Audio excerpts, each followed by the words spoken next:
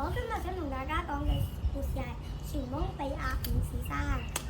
等等，我喺好耐之前，中聖神州有一座花果山，山上面有一塊靈石，靈石吸收咗天地之日月精華，竟然逐漸爆出一隻石猴，石猴逐漸成為花果山嘅美猴王。佢想長生不老，所以去揾菩提祖師學化術。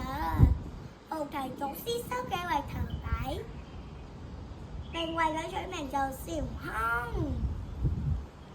後來悟空因為太頑皮，被祖師逐出師門，跟住被海龍王同埋燕王玉皇大帝告狀。玉皇大帝軟硬兼施，禁封孫悟空為齊天大聖。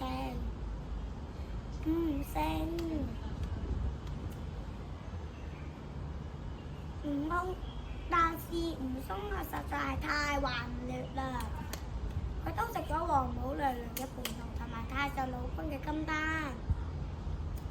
玉帝大怒，但係又奈佢唔何，被逼向西天如來佛祖求助。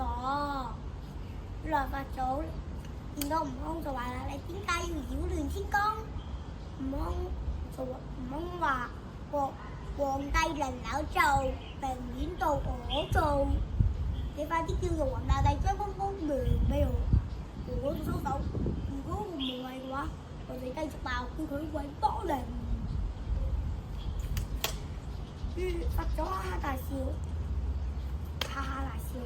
就話啦：你有咩本事，竟敢口出狂言？唔好話我嘅本事多咗咧，我識72變，又識架筋斗雲，一個筋斗可以908000里。後來佛祖話：不如我哋搞個賭啦。如果你贏咗，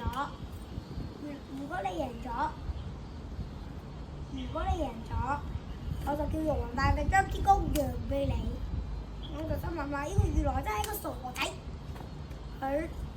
我老孫一個筋斗108000里，佢個手都冇1尺長，點會跳唔出啊？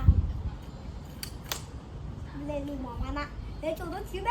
做到。如來佛祖講到話啦，之後伸開手掌心，整得荷葉般大小。悟空縱心一躍，跳到如來佛祖手掌心入邊話：講一聲我去啦！就而家就冇影落中啦。悟空飛速前進，突然見到5根玉紅色嘅柱子撐住升天，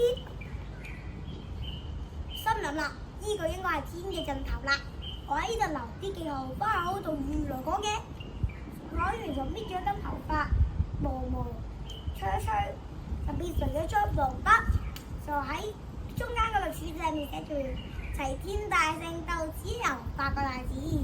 從佢第一根柱嗰度安咗啲料，講完悟空縱身一躍，跳翻如來佛祖手掌心入邊，就話啦：我啱啱就跑到天邊去啦，你快啲叫玉皇大帝將天宮讓俾我啦！你呢個鳥得牛至低你嘅頭睇下啦！如來佛祖鬧到，悟空低頭一睇，只見如來佛祖嘅右手嘅中指上面寫住齊天大聖到此遊8個大字。跟住仲喺大拇指旁邊做啲描眉啊！佢好係跟話，咁係咪將嗰啲字寫咗喺山天嘅柱上面？點會喺你嘅柱上面㗎？我唔信，我去睇睇。